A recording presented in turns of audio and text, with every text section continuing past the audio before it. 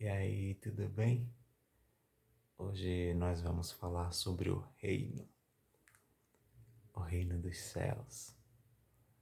A mensagem que Jesus pregava, na verdade, a única mensagem que Jesus pregava, porque Jesus falou sobre muitas coisas, mas o seu único sermão, sua única pregação, se assim podemos dizer, né, era a respeito do reino. Se tinha algo que Jesus estava o tempo todo falando, era a respeito do reino. Mas aí você pode se perguntar onde que nós entramos, onde que nós nos encaixamos nesse reino? O que nós temos a ver com esse reino? Qual a importância dessa mensagem? Essa mensagem ela é muito interessante por dois motivos. Porque ela revela o nosso propósito como seres humanos aqui na Terra e ela também ativa a nossa identidade. Sim, identidade. Muitos de nós não conhecem, não sabem, não descobriu qual o seu verdadeiro propósito, o motivo pelo qual viemos até a Terra, o motivo pelo qual estamos aqui. Existe um propósito. E quanto mais rápido você descobrir qual o seu propósito, mais melhor ficarão as coisas. E para que você consiga executar o seu propósito, cumprir o seu propósito, você terá que ativar a sua identidade. Vamos ler um pouco aqui em Lucas 15. Lucas 15, a partir do versículo 11, diz assim: Jesus continuou a parábola do filho pródigo. Um homem tinha 2 filhos. O mais novo disse ao pai: quero a minha parte da herança. Assim, ele repartiu sua propriedade entre eles. Interessante, né? O filho mais novo pediu herança, mas aqui diz que o pai repartiu as suas propriedades entre eles, ou seja, entre os 2 filhos. Não muito tempo depois, o filho mais novo reuniu tudo o que tinha e foi para uma região distante, e lá desperdiçou os seus bens vivendo irresponsavelmente. Depois de tudo gasto, houve uma grande fome naquela região e ele começou a passar necessidades. Quando nós não sabemos qual o nosso propósito, quando nós não acionamos a nossa identidade, quando nós não temos uma mentalidade de reino e exercemos governo sobre aquilo que o nosso Pai nos dá, a tendência é que nós, por inexperiência, por não saber exercer governo e por não conhecer o nosso propósito, não tendo a nossa identidade ativa, automaticamente destruir tudo aquilo que Deus coloca nas nossas mãos. É perder tudo aquilo, é berganhar, é fazer uma troca irracional. Assim como Esaú fez quando estava com fome. Esaú tinha a primogenitura e ele vendeu os seus direitos, a sua primogenitura, por um prato de lentilha. Amigos, difícil, né? É por isso que você precisa urgentemente descobrir qual é o teu propósito. É por isso que você precisa urgentemente ativar a sua identidade o mais rápido possível. Para que você tenha uma mentalidade de reino, para que você consiga exercer governo sobre aquilo que Deus te deu, sobre aquilo que Deus te confiou. E deixa eu te falar uma coisa, é muito bom exercer governo sobre aquilo que Deus te deu. É muito bom. É muito bom você exercer governo sobre você mesmo, sobre o seu corpo. É muito bom você poder sujeitar a terra dominar a terra, governar sobre a terra. Por isso que você precisa urgentemente descobrir qual o teu propósito. Por isso que você precisa urgentemente descobrir e ativar a sua identidade. Vamos ler mais um pouco?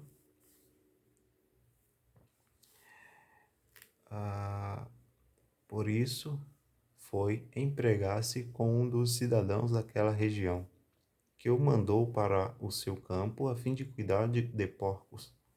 Ele desejava encher o estômago com as vagens de alfarrobeira que os porcos comiam, mas ninguém lhe dava nada. Caindo em si, ele disse: Quantos empregados de meu pai têm comida de sobra, e eu aqui morrendo de fome? Eu me porei a caminho e voltarei para meu pai e lhe direi: Pai, pequei contra o céu e contra ti. Não sou mais digno de ser chamado teu filho. Trata-me como um dos teus empregados. A seguir, se levantou e foi para seu pai. Olha só, que interessante. Muitas pessoas,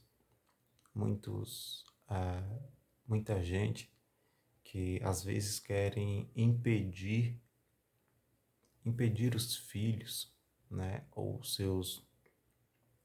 aqueles que estão sobre a sua liderança, de terem suas experiências, seus fracassos, né, as suas experiências. Por que filho? Por que um pai e um filho? Por que o pai deixou o filho livre para ir? Se o pai sabia que o filho iria voltar, e isso a gente vai ver no final da parábola, por que ele não impediu que o filho fosse e passasse por tudo isso? Porque era necessário ele passar por isso. Era necessário ele ter essas experiências, ele viver aquilo. Se o pai tivesse falado tudo isso, todo esse processo pelo qual ele iria passar, talvez ele não entenderia o pai. Ele ia achar que o pai estava enganado, né, na sua soberba, na sua arrogância, e não entenderia o conselho do pai. Em momento algum o pai insistiu para que ele não fosse, ou o prendeu. Isso é muito interessante. Ele deixou-o livre. A Bíblia vai dizer em Gálatas que foi para a liberdade que Cristo nos libertou. Eu não estou incentivando o erro. Pelo contrário, eu estou dizendo que tem experiências nas nossas vidas que será necessário nós passarmos por ela. Tem frustrações que serão necessárias, pois estarão nos estruturando, estarão contribuindo com a construção da nossa base sentimental, emocional e até física. É necessário passar por algumas coisas. Isso é uma fase. O que não pode acontecer jamais você não pode ficar retido numa fase. Fases são feitas para ser passadas, superadas. Você passa pelo processo, retira dali o máximo de conhecimento e experiência possível e dá o próximo passo, sobe para o próximo nível. E foi aí que aquele jovem despertou e disse: voltarei para o meu pai. Ele teve esse start, porque ele sabia que no momento em que ele voltasse, o pai o aceitaria. Imagine se o pai fosse um carrasco. Imagine se o pai fosse alguém que pegasse no seu pé, que não lhe desse amor, que não tivesse colocado os princípios dentro do coração daquele jovem. Imagine se aquele jovem não se sentisse amado pelo seu pai. Dificilmente ele voltaria, porque logo ele iria pensar: se eu voltar, o meu pai vai me desprezar, o meu pai vai me humilhar, vai jogar na minha cara tudo que fiz de errado. Pelo contrário, ele sabia que o pai o amava e que teria misericórdia dele, nem que fosse como um servo. E aqui a gente nota algo muito importante. Todo aquele processo que ele viveu, desde o momento que ele saiu da casa do pai, teve um efeito colateral muito interessante. Foi um processo desenhado para que ele perdesse a mentalidade, a identidade de filho. E é por isso que quando ele cai em si, ele disse: voltarei para a casa do meu pai. Por quê?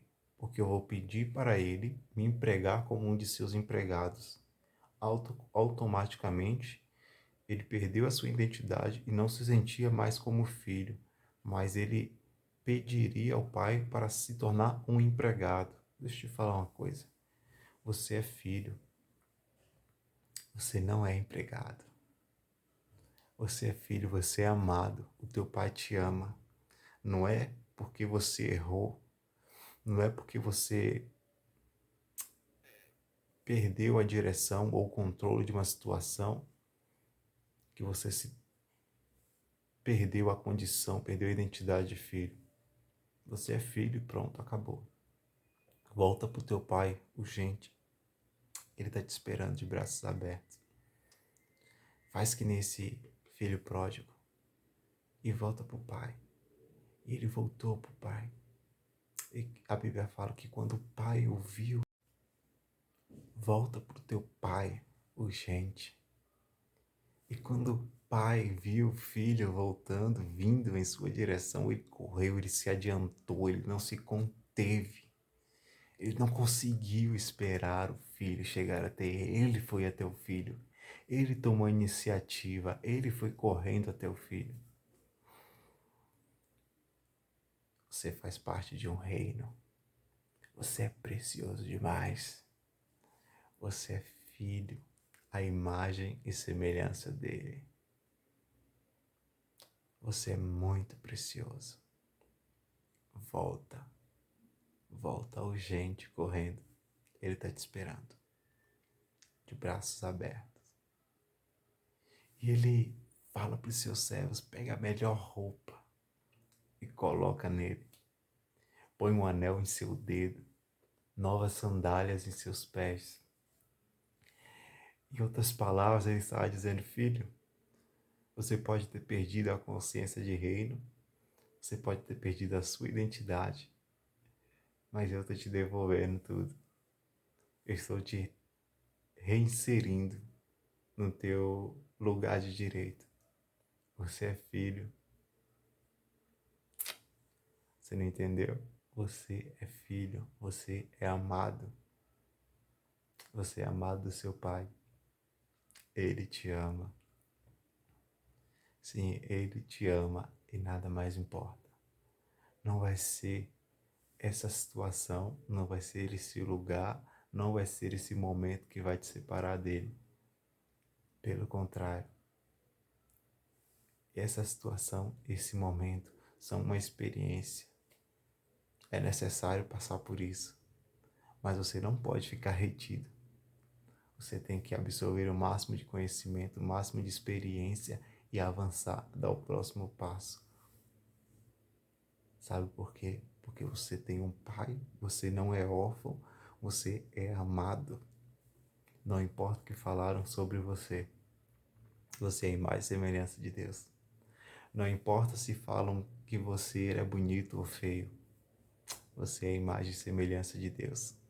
Não importa se dizem que você é um fracassado ou um derrotado, ou que você não é ninguém, ou que você nunca vai chegar a lugar algum. Tudo mentira, você é filho de Deus, você é a imagem e semelhança dele. Você é amado do seu pai. Pode ter certeza disso. Você é amado. Você é filho do Deus vivo. Você é a coroa da criação. Esse é o reino dos céus. Esse é o reino O reino dos céus é manifesto na terra quando você descobre qual o seu propósito. O reino dos céus é manifesto aqui na terra quando você ativa a sua identidade e exerce o reino, você manifesta. Quando aquele jovem volta para casa e o pai restitui a sua identidade, e ele descobre o seu propósito, ele manifesta o reino dos céus. O reino dos céus não é comida, não é bebida. O reino dos céus não está numa igreja, não está na rua, não está num templo. O reino dos céus está dentro de nós. Nós exercemos o reino dos céus quando descobrimos qual o nosso propósito, quando ativamos a nossa identidade e quando exercemos o nosso propósito com a nossa identidade ativada, nós estamos manifestando o reino dos céus, porque nós estamos fazendo a vontade dele aqui na terra, como ela é feita lá nos céus. Esse é o reino. Esse é o reino dos céus, é quando você manifesta manifesta as coisas lá dos céus aqui na terra. É quando você ativa a sua identidade, descobre o seu propósito e vive não para fazer o que você quer, o que você planejou, o que você pensou, mas o que está dentro de você, aquilo que ele colocou dentro de você. O reino dos céus é quando, como aquela mulher que estava sentada, que estava ao poço, que foi ao poço de Jacó pegar água, e quando Jesus estava lá, Jesus falou: mulher, se você soubesse quem está falando com você, você iria me pedir água e eu iria te dar uma água. E quando você beber dessa água, você não terá mais sede. E dentro de você vai fluir um rio de águas vivas. Sabe de uma coisa? Aquela mulher bebeu daquela água. Isso é muito real. Sabe por que ela bebeu daquela água? Porque quando ela bebeu daquela água, que ela olhou para dentro dela, ela falou: nossa, que é isso que está aqui dentro? Que rio é esse? Eu não dou conta de segurar isso. Não dá para conter, sabe? Deixa eu te falar, você não é uma represa, você é um rio. Deixa essa água que está aí dentro transbordar. Manifesta o reino. E aquela mulher não conseguiu conter aquela água, aquela imensidão, aquele mar, aquele rio. E ela deixou transbordar, ela deixou aquela água jorrar. E quando aquela água jorrou, aquelas pessoas daquela cidade beberam e elas falaram: uau, que água é essa? Que rio é esse? E eles falaram: de onde que veio essa água? Onde que tem mais? E ela falou: venham ver quem falou comigo, venham ver a fonte. Esse aqui é o rio, eu sou apenas o canal por onde a água está fluindo, mas eu sei onde que está a fonte. Podem vir, eu vou levar vocês até ele. E ela levou toda aquela cidade até Jesus. Meu Deus do céu, isso dá um pá, assim, não sabe? É muito bom isso. É muito bom, cara, viver o reino, manifestar o reino. Deixa eu te falar uma coisa. Por muito tempo as pessoas falaram que parábolas era apenas historinhas que Jesus contava para facilitar o entendimento das pessoas, mas não é não. Todas as parábolas falam sobre o reino, só que nem todo mundo entende sobre o reino, sabe por quê? Porque nem todo mundo está preparado para entender a respeito do reino. Se você está entendendo essas coisas que eu estou te falando, parabéns. Parabéns. Você é um privilegiado. Você é um privilegiado. É sua responsabilidade transbordar. É sua responsabilidade não reter essas águas, sabe? É sua responsabilidade ser como aquela mulher samaritana. Deixar esse rio fluir. Ser o canal por onde a água passa, o leito do rio transborda. Para que outras pessoas possam beber dessa água. e ter essa experiência maravilhosa. E quando elas te perguntarem de onde veio essa água, de onde, qual é a fonte, através de você, elas irão até a fonte e elas se encontrarão com a fonte eterna. Compartilhe esse vídeo. Tem muita gente precisando beber dessa água. Tem muita gente sedenta. Tem muita gente precisando chegar até a fonte. Seja esse canal, seja esse leito que conduz, que leva, que transborda. Você não é uma represa, você é um rio. Fala para mim. Fala para mim qual foi a sua experiência ao beber dessa água? Qual é a sua experiência de nunca mais ter sede? Tá bom? Vai lá, transborda. Governe sobre todas as coisas. Manifeste o reino dos céus.